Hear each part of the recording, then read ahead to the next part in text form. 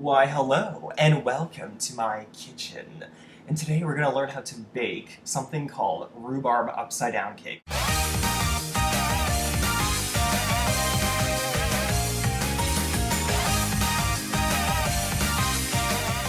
What rhubarb is, I don't really know. Is it like a carrot? Is it a fruit? Is it a vegetable? I have no idea. I just found it in the freezer and I thought, hey, let's do it today. So let's discuss what you're going to need to make this supposedly beautiful cake. I don't know. Apparently it's good. So the first thing that you'll need is definitely some large amounts of butter or margarine or something slippery, and butter would be fine. We have jam, strawberry jam, beautiful. And this is approximately 1.5 cups that you'll need. Some sugar, and sugar is also about 1.5 cups. Some granulated sugar for everyone. Make them all high. Some flour, and I believe this is 2.5 cups of flour. You're also going to need some cinnamon in this beautiful 1970s shot glass. It's actually supposed to be 1/2 tablespoon, but I put a little bit more in there. I'll see how it turns out. I've never heard of these ever in my life, just because, you know, I'm pretty sheltered. There's something called pure almond extract, and you need approximately 1/4 tablespoon of this stuff. You also need 1/4 tablespoon of vanilla extract. Original, like, real vanilla is ridiculously expensive. Seriously, it was like $10 for this bottle, so I got artificial vanilla extract. And then, of course, you're gonna need the rhubarb, which is this. Like, look at this! It looks like, it looks disgusting, is really what it is. You also need 2 eggs. I brought out the whole carton. Also, you're gonna need a little dish. I don't know, they were kind of like abstract in saying as to what size you need, so I just got like the biggest one that we have. I know it's really sad, but whatever. This isn't even mine. I think that covers everything, so let's get started! First thing you gotta do is preheat the oven. Now, did I think to do this? No. So we're just gonna like, do for a little while. It's 350 degrees Fahrenheit that we need it. How the hell does this thing work? Okay, so, bake. Ooh.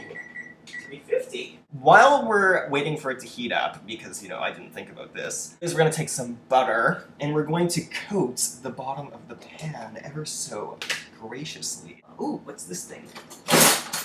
Oh, it's like a big bent spatula. Ugh. Ew, that looks nasty. Okay, I'm just going to get down and dirty with this. There we go. Oh, yeah, just butter it up. Yeah. Okay, so that's all good to go. I need to wash my hand because it's disturbing. Okay, close enough. Okay, so next!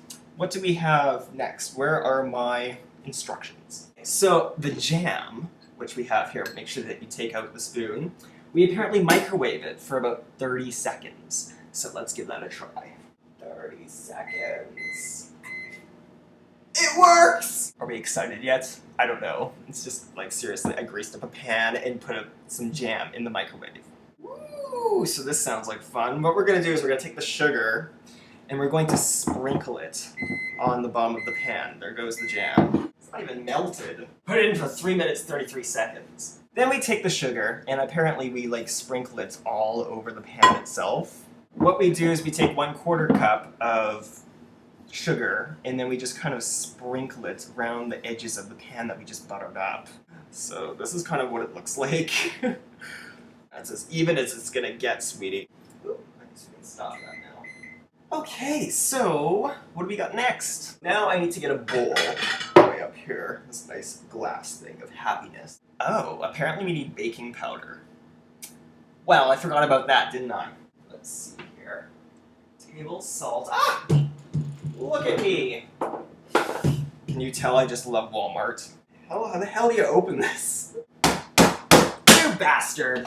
Okay, so how much baking powder do we need? Just 2.5 tablespoons of baking powder. So I might as well get my shot glass again. And there we go, approximately 2.5 tablespoons of baking powder. What we do in a bowl, apparently, you combine the cinnamon with the flour and the baking powder that I didn't think I needed. And I found out I also need some salt, which I didn't prepare either, but at least I have a little shaker here. So it's just a little bit, apparently, so we'll just dab that in there also gently. Die! So what we do is we take our jam and we pour it all over the rhubarb to coat it.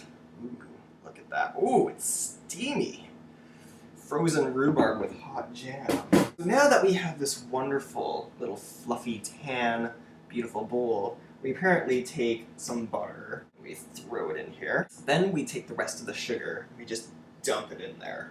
Next we take some eggs and we just kind of mix it into a bowl, into our rather large bowl that apparently isn't sufficient enough, but whatever. And then we take the whisk and just kind of mix it all together. Yeah, we're gonna need a bigger bowl. So the whisk isn't working out, so I'm just gonna use my hands instead. Who needs an electric mixer when you can use your own body? Once it's all in a nice little ball, apparently what you do is you spill the almond extract. No, you add just a little bit of almond extract, just a little touch, and then same with the vanilla extract. Ooh, this is really sticky now, it's weird. This is no longer like Play-Doh, this is like freaking, it's gonna take over my face. So that's all good now. Little baking pot or whatever the hell you call it. Next what you do is you take this, and you take this, and you combine it together.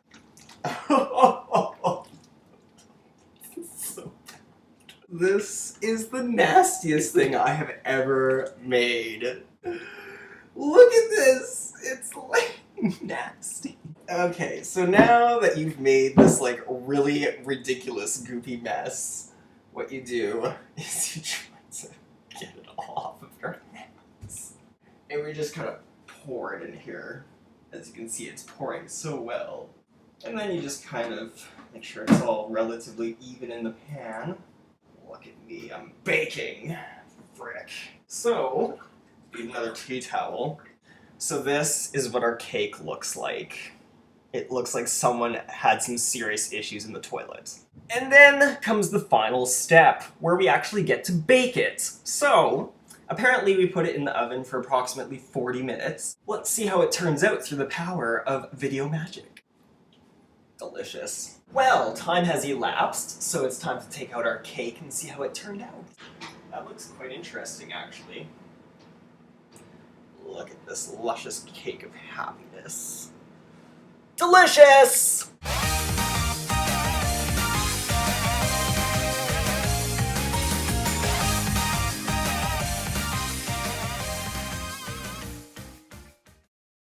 Finally, we get to actually bake it and do some banking.